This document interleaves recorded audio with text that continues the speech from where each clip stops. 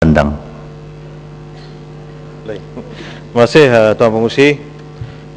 Saya nak menyentuh tentang MARA 090,000. Seperti mana yang disentuh oleh Parit Sulong dan juga beberapa rakan tadi, saya ingin mengetahui daripada kementerian kenapakah bantuan penajaan pelajar dalam negeri dan juga luar negara dikurangkan daripada 52,000 kepada 25,000, dan juga ingin mengetahui pelajar-pelajar di IPTA atau IPTS yang mendapat penajaan banyak daripada MARA ini.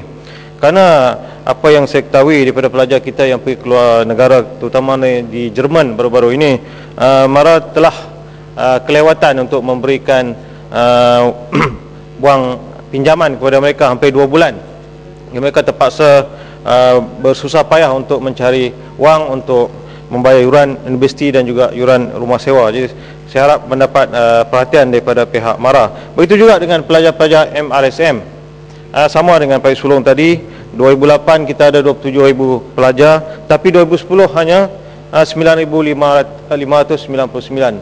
Padahal pelajar-pelajar kita yang mendapat 5A semakin bertambah ramai, dan juga Maktab Rendah Sains MARA juga sedang dibangunkan di banyak negeri. Kenapakah jumlah ini hampir 1/3 dikurangkan jumlah pelajar di Maktab Rendah Sains MARA ini? Kenapakah ini berlaku? Apakah menunjukkan bahawasanya pihak kementerian ini kurang mendapat peruntukan dari segi untuk membantu pelajar-pelajar berputera di Maktab Rendah Sains MARA?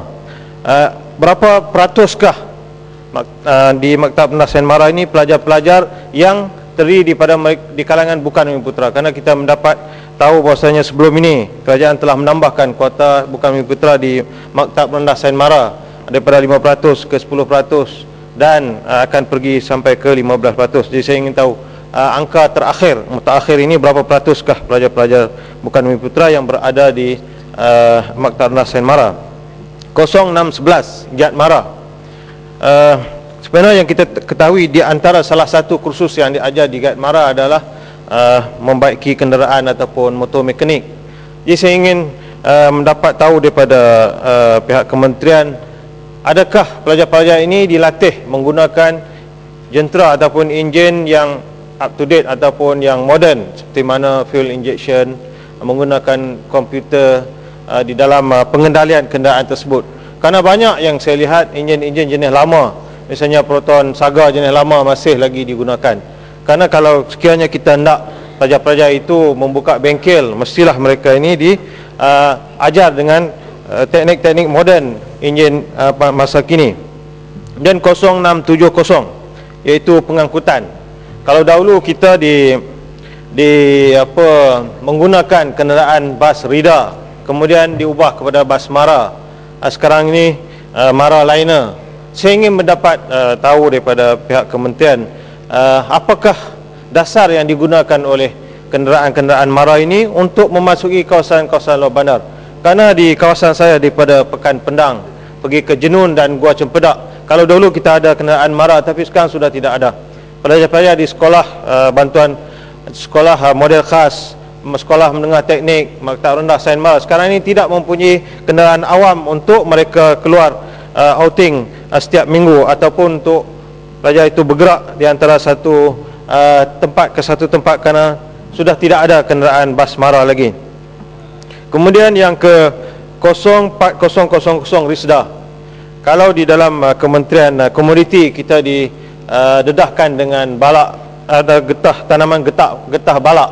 Jadi saya ingin mendapat kepastian daripada RISDA, adakah RISDA mempunyai hubung kait di dalam memberikan bantuan terhadap pekebun-pekebun kita yang ingin menanam getah untuk mendapat balak daripada pohon getah ini, dan adakah benih-benih disediakan untuk getah jenis balak ini. Kemudian 070,000 Kedah. Tadi disebut bahawasanya Kedah ini akan tamat perjanjiannya dengan kerajaan negeri pada 2011, dan kita tahu bahawasanya 87% daripada kawasan negeri Kedah adalah dilingkungi oleh program Kedah ini. Apa yang ingin saya kemukakan adalah, ini mungkin kali ketiga saya kemukakan di dalam parlimen ini, tapi pada ketika sesi yang lepas Menteri telah menjawab, akan dijawab dengan bertulis, tapi sampai sekarang daripada tahun 2004 belum terima jawapan lagi. Saya harap Menteri dapat memberi jawapan dengan tulus dan juga ikhlas. 13 orang daripada penduduk telah dijemput untuk menjalankan kursus induksi di pusat latihan Kedah di Sek. Kemudian datang proses untuk menyerahkan rumah kepada mereka, tetapi tiba-tiba ada orang politik yang menghalang daripada mereka ini mendapat kunci rumah sampai 13 orang. Jadi saya harap dan saya pasti pihak kementerian sudah menjalankan siasatan, dan pada hari ini harap dapat jawapanlah. Kalau tidak, maknanya kali keempat saya akan kemukakan untuk masa-masa yang akan datang. Kemudian seterusnya rumah-rumah Kedah ini, saya berjumpa dengan pegawai Kedah. Mereka mengatakan mereka menghadapi masalah kerana banyak rumah-rumah Kedah yang kosong, terutama sekali pada ibu-ibu tunggal yang telah diberikan rumah setelah mereka berkahwin, dibawa pergi ke tempat lain oleh suami-suami baru mereka. Suami mereka bawa tempat lain, jadi rumah tu tinggal kosong. Bila tinggal kosong, jadi pihak Kedah nak beri kepada orang lain tak boleh. Jadi tinggal, itu masalah yang dihadapi oleh pihak pengurusan Kedah lah. Saya harap pihak kementerian dapat memberi jawapan bagaimanakah caranya proses ini dapat diselesaikan, kerana banyak rumah-rumah kosong yang kedapatan di Kedah-Kedah ini tetapi tidak boleh diserahkan kepada orang-orang yang lain yang lebih memerlukan. Apabila sudah kahwin baru, maknanya kelayakan untuk mendapat rumah Kedah itu sudah tidak ada lagi lah. Kemudian lain jang kampung, bekalan air luar bandar, saya harap pihak kementerian tolong beri perhatian dengan lebih serius lah.